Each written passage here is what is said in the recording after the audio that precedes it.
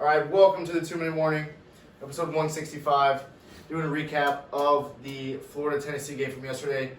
Florida won by a score of 31-19, moved to 8-1. Tennessee falls to 2-6. Wade, what did we see from the Gators this past week?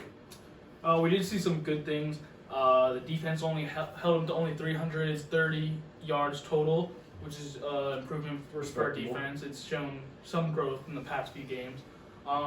Kyle Trask had an amazing game with 433 yards and 4 touchdowns. But there was also some negatives that I didn't like that seemed a little uncharacteristic. Our running game was 19 total yards. I didn't like that. That's going to need to improve if we have any hope of beating Alabama. You can't go into Alabama expecting to throw the ball 40, 50 times and win. I don't think. I think you have to have some sort of running game, which we did not have today, which we are going to need to improve.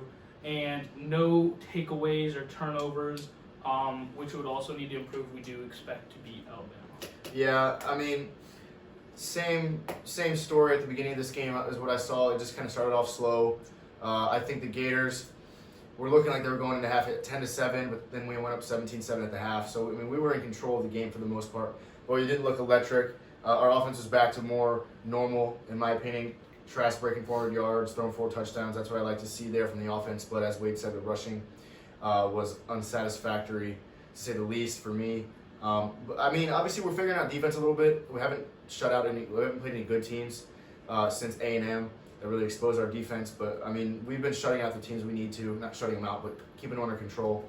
So that's improving. Now we need to fix our run game, and we only have 2 weeks till we play Alabama in the SEC championship, so we don't have much time. I like Trask's performance. We did see Kyle Pitts get kind of locked up in the first half. I don't think he had any catches until the second quarter, but he did get himself. Did he have a touchdown? Do you know? No, he had like 130. Yeah, he had a good performance for sure, but I don't think he had any touchdowns. So we didn't see Pitts dominate, but we saw other guys. Tony picked up the slack. Grimes had a touchdown. So I mean, that's just football. You don't play like a star every day, but Pitts still had a good game. So our offense looked good. Our defense looked solid, but our run game was certainly lacking.